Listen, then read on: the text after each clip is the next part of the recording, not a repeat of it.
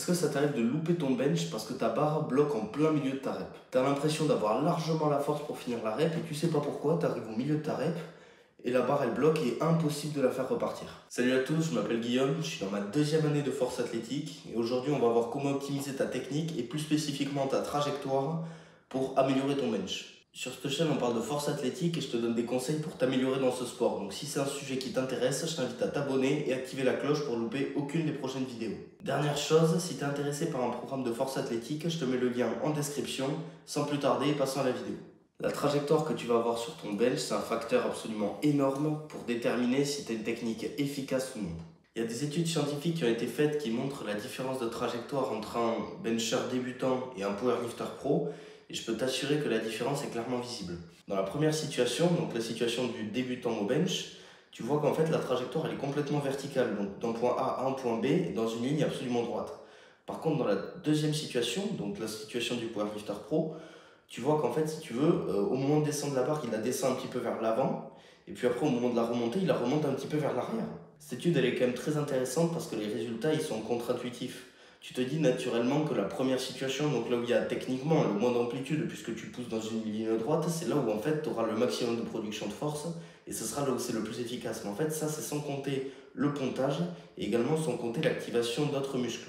Ce que tu remarques aussi en général, c'est que les powerlifters pro, ils ont tendance à toucher un petit peu plus bas au moment de faire leur coucher. Là où un débutant va peut-être toucher le milieu de pec, voire le haut de pec pour certains, les powerlifters pro, ils vont vraiment essayer en fait d'aller descendre au moins au bas des pecs et parfois sur l'abdos du haut carrément. Donc maintenant, on a vu vraiment l'importance d'aller toucher plus bas au niveau des pecs, voire au niveau des abdos du haut. L'intérêt, voilà, pourquoi on fait ça? Pour éviter un petit peu l'étirement au niveau des triceps, l'abaissement des épaules, la dépression scapulaire pour vraiment ancrer ton dos correctement dans le banc et vraiment pousser avec tes pecs, triceps et épaules.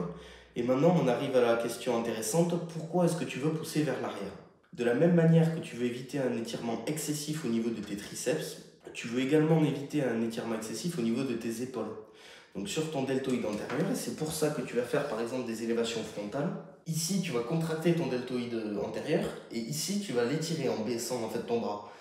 Si tu remarques au niveau du coucher, c'est exactement la même chose en fait. Tu vas d'abord essayer de l'amener là, donc en fait, plus tu vas descendre, plus tu vas avoir un étirement important.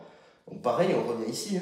Si tu es ici, forcément, tu auras plus d'amplitude et donc tu auras un plus gros étirement sur l'avant d'épaule, donc tu auras moins de force. Donc c'est le même principe pour les triceps et les épaules. Et maintenant, pour la partie qui nous intéresse, donc la montée de la barre, pourquoi est-ce que tu ne veux pas pousser dans une trajectoire parfaitement verticale? Tout simplement parce que regarde, si tu pousses de manière verticale, tu maintiens un étirement qui est quand même entre guillemets assez élevé. Donc évidemment tu contractes au fur et à mesure, mais pas autant en fait si tu veux que si tu remontais par ici, tu vois.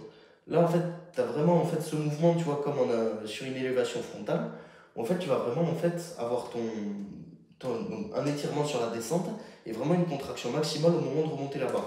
Donc voilà pourquoi on favorise cette trajectoire-là. On arrive déjà à la fin de cette vidéo, donc si elle t'a aidé, je t'invite à lâcher un like. N'hésite pas non plus à prendre le programme de force disponible dans la description. Et sur ce, je te dis à la prochaine pour une nouvelle vidéo.